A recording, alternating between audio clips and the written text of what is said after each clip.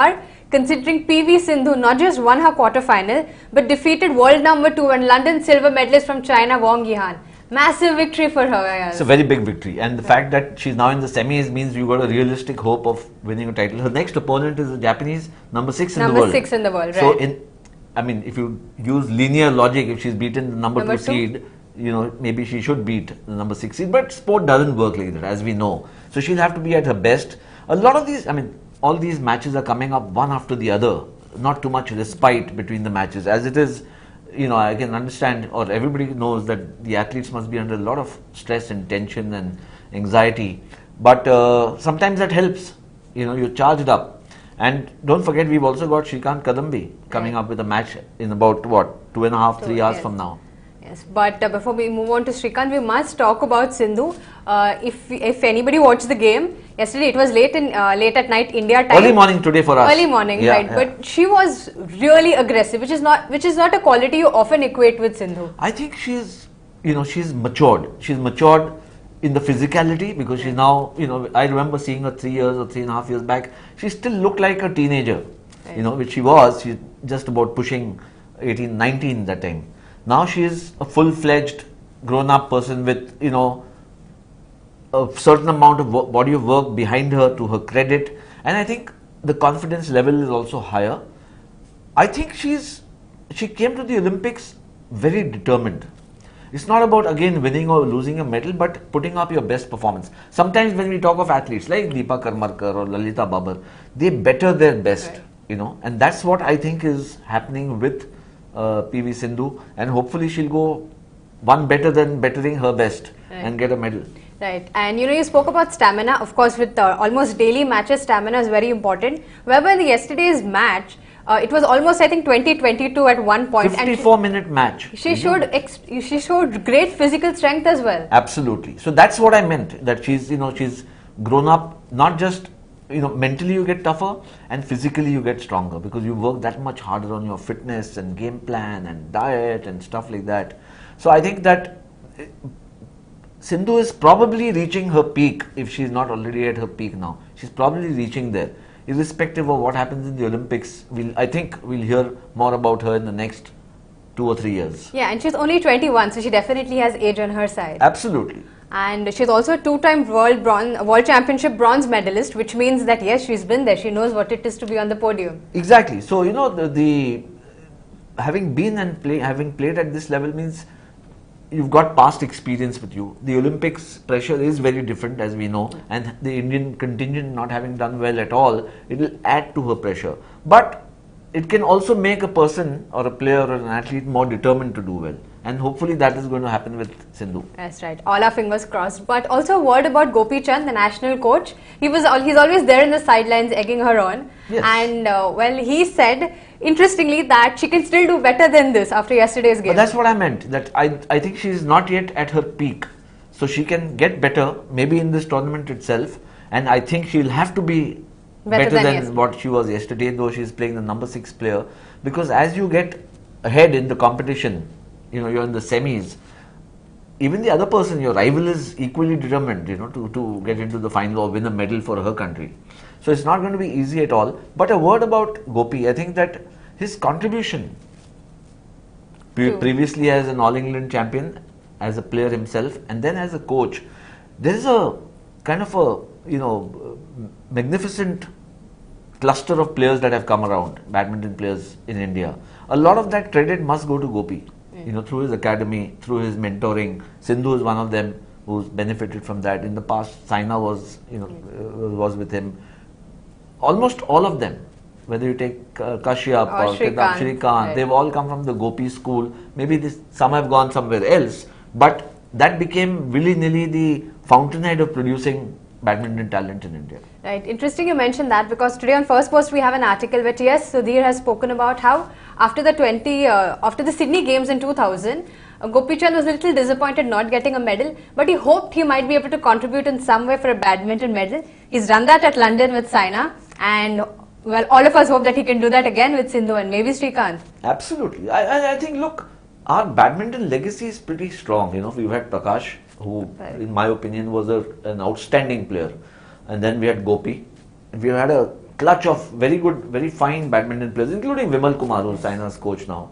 And then now we've got world-class women badminton players also. At least two of them are standout performers, Saina and PV Sindhu. Right. And from like the strong women players to Srikanth, he's playing his all-important quarter-final match against former world champion, former world number one Lin Dan. Big game for him. Big game. But again, in his case, memories of having defeated Lin Dan in the past will boost his confidence. You know, you're not playing an unknown player. Even if he's higher ranked than you, you've done it in the past and you will believe that you can do it again. But of course, Lin Dan is not Lin Dan for no reason, you know. He's one of the most feared players on the circuit.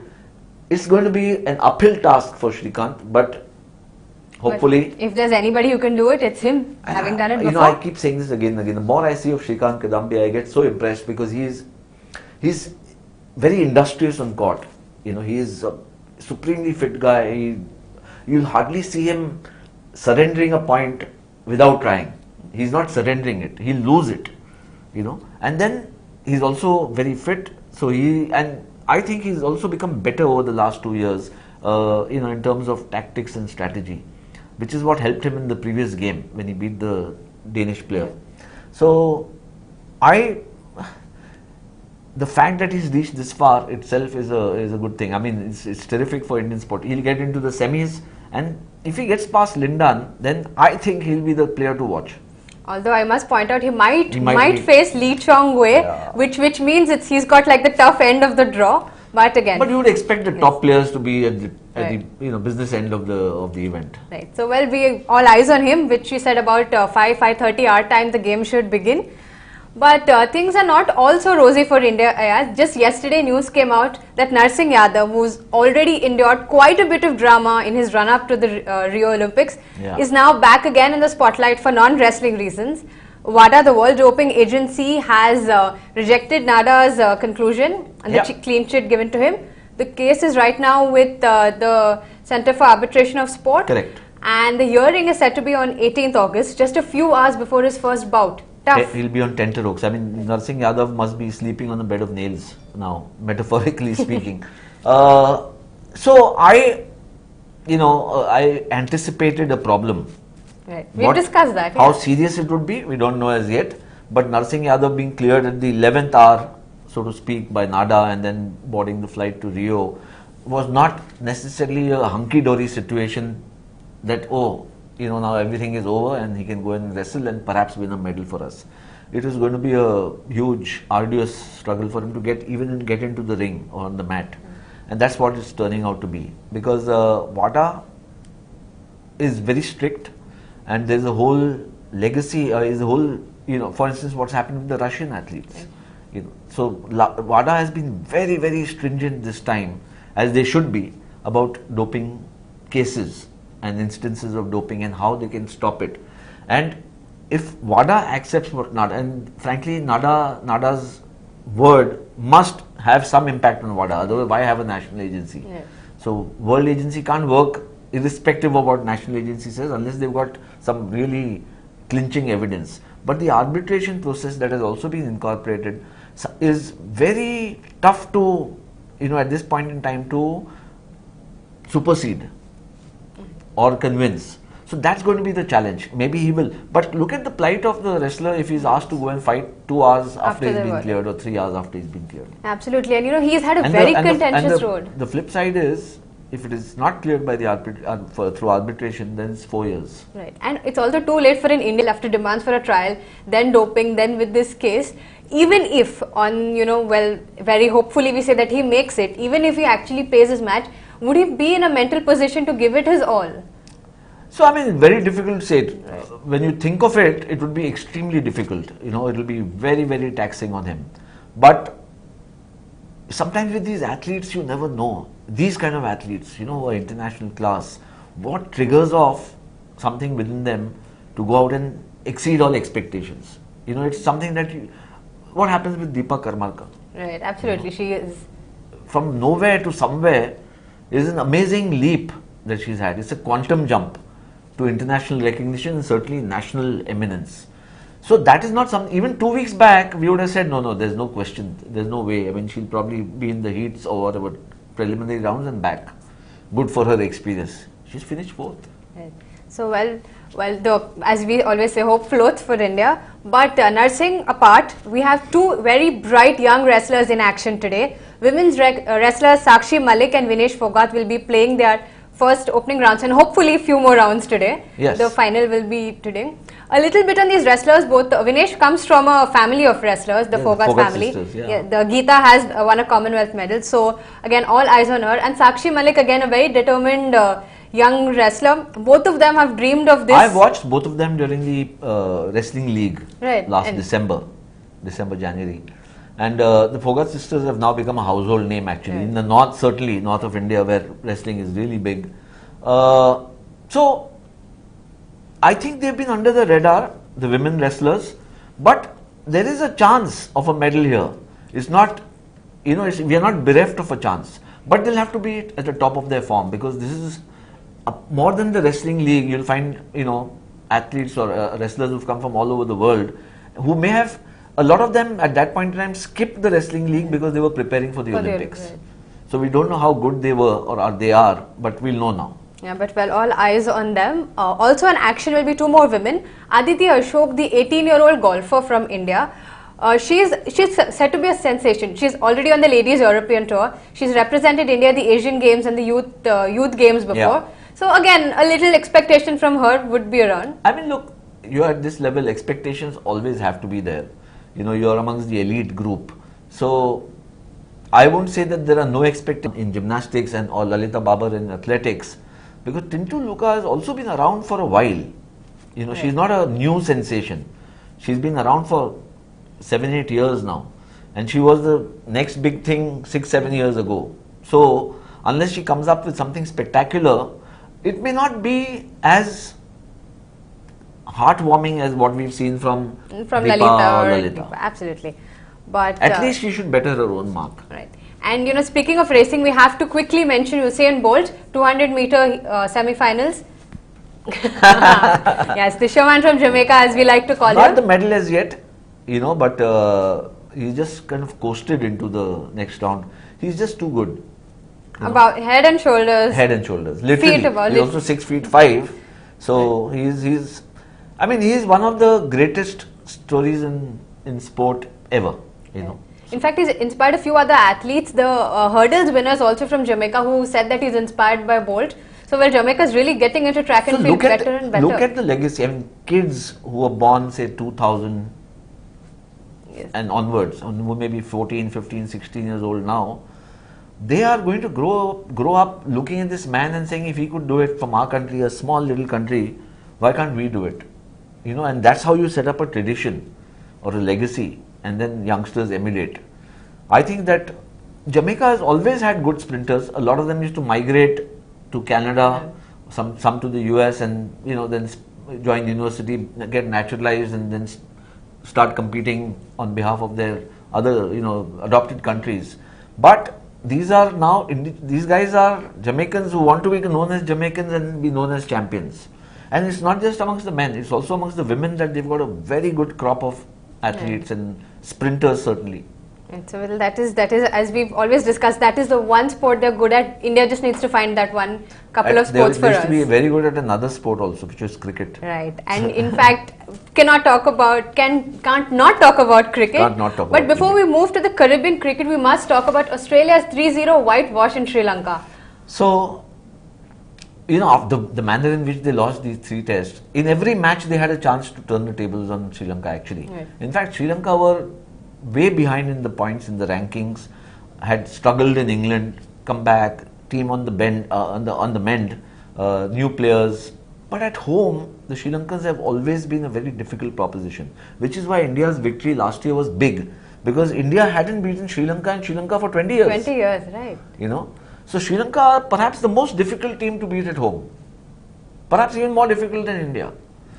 So Australia got bamboozled by the spin. Rangana Herath has got some 25-26 wickets in the series. In 3 tests. Yeah, and but for Mitchell Starc, I don't think that the Australians, the batsmen had a clue about playing spin, or the spinners had great skill of how to exploit turning pitches. So while Nathan Lyon got a lot of wickets, it was Stark, the fast bowler, who got them wickets. Otherwise, for the Sri Lankans, the fast bowlers have done nothing. And I think this is not a happy sign for Australia, who are supposed to come To India. Early next year. And remember, in 2012-13, when they came, they lost 0-4. So they need some serious, talent hunting or whatever that needs to be done to tighten up. There seems to be no technique or heart to play spin. People think that only fast bowling can put the fear of God in you. But there are batsmen who get scared of spin bowling because you're made to look like a fool. It comes to you so slowly, and you think that it's the easiest thing to do, and the spectators think there's no threat, but there's a threat to the ego and to the technique.